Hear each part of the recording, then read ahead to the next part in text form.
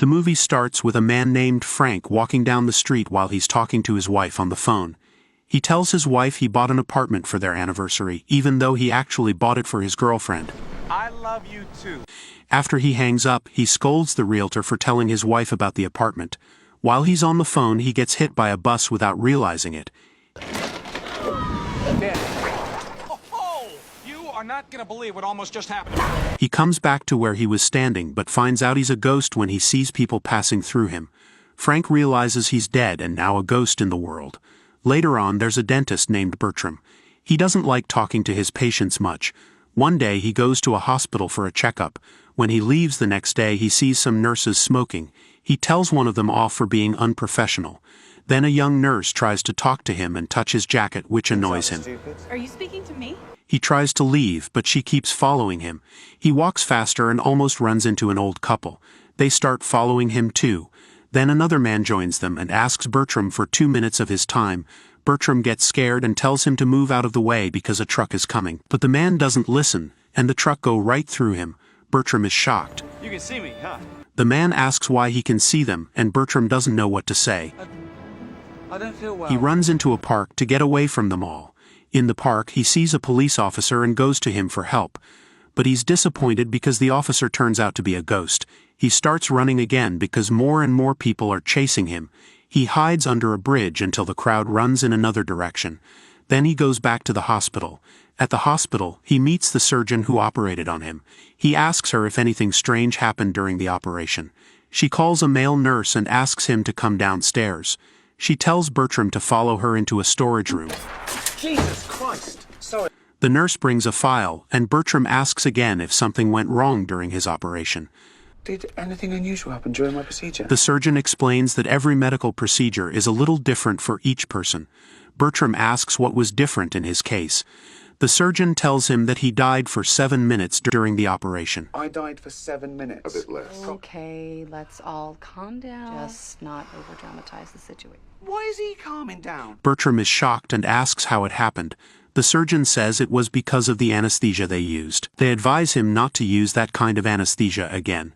Bertram gets mad and demands to see the anesthesiologist. But the surgeon says they already fired him.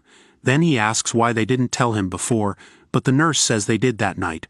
Bertram says he can't remember anything and threatens to sue.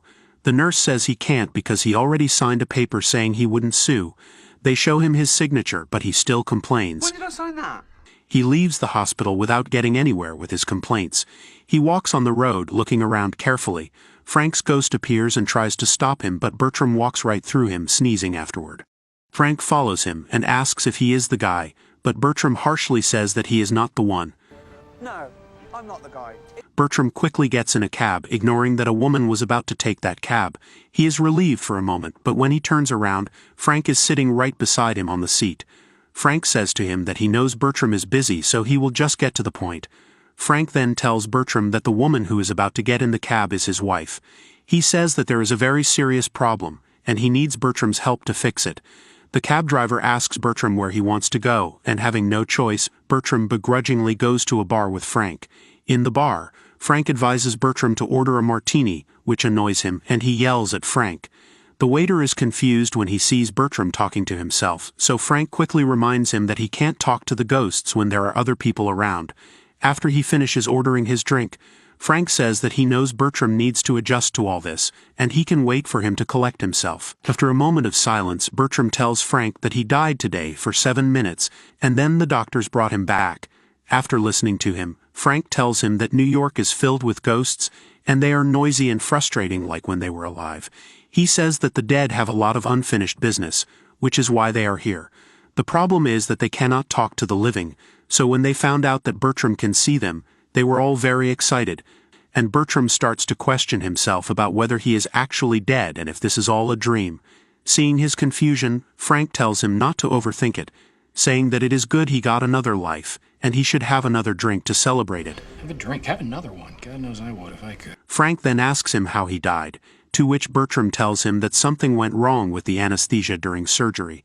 Frank wants to ask more questions and says that if they are going to hang out together, they should get along. Bertram quickly says that they are not going to hang out together. Well, if we're gonna be hanging out, We're not going to be hanging out. Their discussion is interrupted by the ghost of an old lady, Marjorie, who wants Bertram's help in giving her daughter a letter. Before Bertram could reply to her, Frank interrupts and says to Marjorie that he found the dentist first. I found him first. Look what you did. You upset him. So now he has to finish his business first. Bertram walks out of the bar and sits on a bench outside. Frank soon joins him, saying that they should start over and offering that they can go to his girlfriend's yoga studio, which is nearby. Bertram is confused by his statement and asks him if he was married, to which Frank replies that he wasn't perfect when he was alive.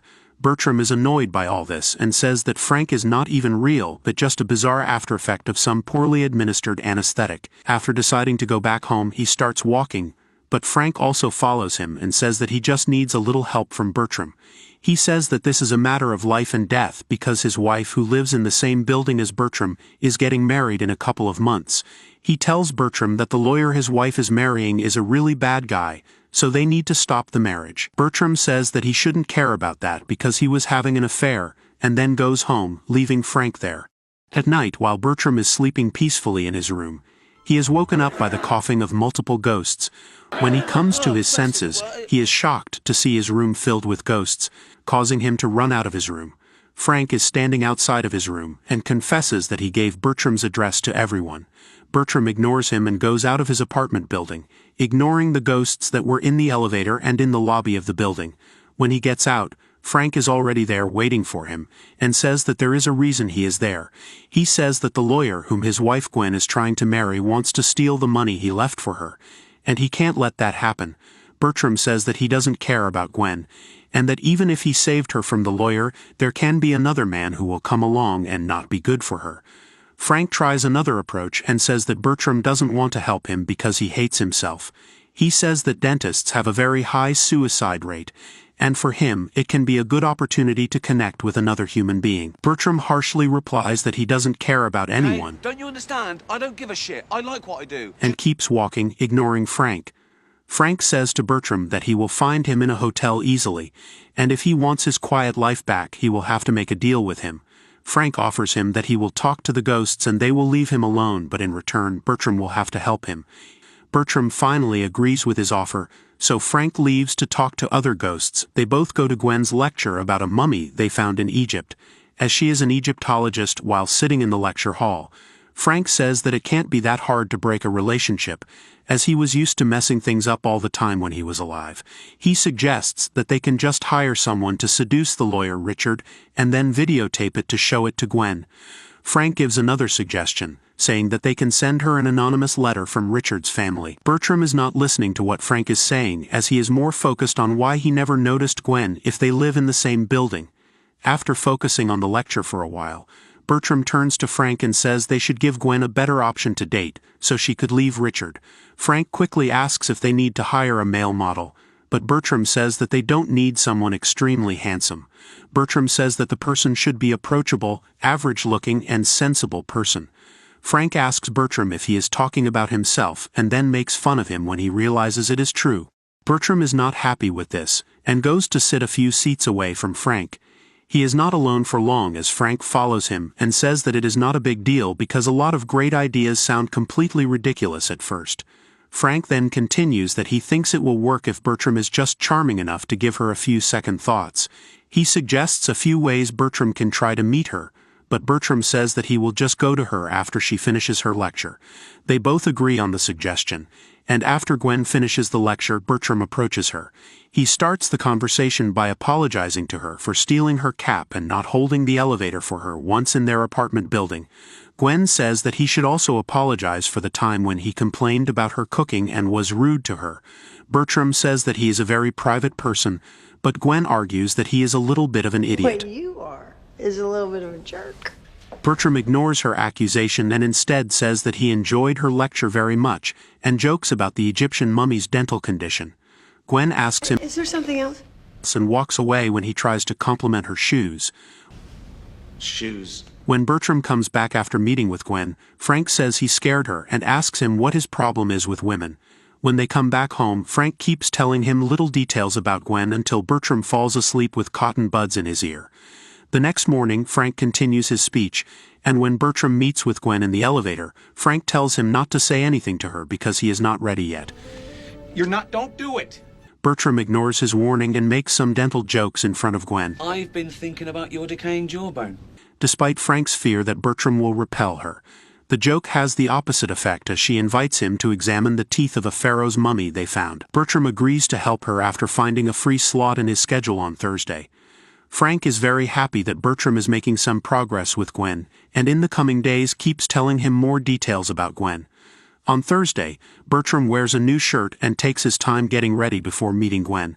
After getting ready, Bertram goes to meet Gwen, and together they examine the pharaoh's mummy named Pepe. Bertram tells her that it is possible that this person died because of some bacterial infection, as he can see the signs in the decayed teeth. Gwen is impressed by his discovery and invites him to the opening of her museum. Bertram politely refuses to accept the invitation, saying that he doesn't like crowded places. Gwen says to him that he can let her know if he changes his mind, and together they continue to look at the Egyptian mummy. As Gwen and Bertram walk home together, Gwen wonders why Bertram moved from London. He says there were too many people there, and another reason he finds hard to explain. Gwen guesses if it's about a girl, and Bertram jokes about a girl named Sarah who died because of cannibalism, but then admits he's kidding. The real reason remains a mystery. Gwen shares she moved after her husband passed away a year ago. They stop at a bench where Gwen looks for her keys, mentioning her tooth hurts with cold food. Bertram begins to respond when a ghost appears behind him, asking him to kill someone. More ghosts show up and Bertram tries to act normal in front of Gwen while dealing with them. It's now a good time. It's just the... Because you look a little... Oh, jeez. Oh, no, don't. Careful. Huh? Oh, Suddenly, Gwen's fiancé Richard arrives. She tells Richard how Bertram helped her, and Richard, needing a dentist, invites Bertram to dinner the next day. Why don't you join us for dinner tomorrow night, Doctor? She's really cute. Bertram agrees and joins them for dinner, where Frank also joins in. Bertram and Richard are friends, but Frank doesn't like Richard. Frank tells Bertram to hurt Richard. Bertram doesn't want to and thinks Richard is okay. Bertram and Gwen have fun together while Richard is busy. Richard leaves suddenly because of work. Bertram and Gwen take Gwen's dog Leo for a walk and then go for drinks. Bertram accidentally orders the drink that reminds Gwen of her dead husband, Frank. Gwen asks how Bertram knows about Frank, and he makes up an excuse. Gwen talks about Frank and Bertram suggests listing his bad qualities to feel better. Frank overhears and is shocked by what Gwen says. Gwen reveals that Frank cheated on her before he died. Bertram apologizes for Gwen's pain. They share stories about their past relationships. Gwen doesn't want to move because of Richard. They part ways and Bertram goes home. Bertram confronts Frank about why he lied, and Frank says that it's because Bertram is a heartless person. Gwen doesn't deserve him because she already dealt with one of them. Bertram is left alone in the park and is sitting on the bench when the ghost of Marjorie and another man join him. They tell him about their unfinished business, but he refuses to help them. In the coming days, Bertram falls into depression and decides to confide in his Indian colleague, Dr. Pashar. After listening to his story, Pashar shows him a quote that says that his life would be a lot better if he started helping others. Bertram decides to follow the advice and meets the ghosts, helping everyone with their unfinished business. After a lot of ghosts finally leave the earth after their business is complete, Bertram goes to meet Gwen on the day of the exhibition. He says that Egyptian people used to bury their people with a lot of things to make sure they are okay before they let them go. He says that Frank is still haunting her because she is not letting him go, but Gwen doesn't believe anything he is saying. Bertram tries to convince her, but she refuses to listen to him and walks out, saying she needs to pack for her trip. He also follows her while arguing with Frank, saying that he should say something now. Gwen sees him talking to himself and asks if he is talking to Frank. Bertram says that he is actually talking to Frank, and tells her that her dead husband is saying sorry to her, but she still doesn't believe him and walks out of the building. Bertram quickly follows her and tells her that he couldn't tell her the right dream because Frank deliberately told him the wrong one. While talking to her, he doesn't notice that he is standing in the road and gets hit by a passing truck. He dies from the hit, becomes a ghost, and watches with Frank as a crowd forms around his body and Gwen cries for him. They see Richard coming there and quickly perform CPR on Bertram. After seeing Gwen cry for Bertram, Frank realizes that she loves him, so he tells Bertram something. saying it will help him later, and finally leaves the Earth. Bertram wakes up in the hospital bed sometime later and returns to his clinic after fully recovering. He is working in his clinic one day when Gwen comes there and tells him that she came here to get checked by Dr. Pashar but wanted to check on Bertram. She is about to walk away when Bertram stops her and tells her that Frank's real nightmare was getting lost in a jungle and not being able to find his way back home. As Frank told him this about leaving the Earth, Gwen says that this is the true dream, and Bertram assures her that Frank has finally found his way home. Thank you for watching. Don't forget to subscribe. See you on the next video.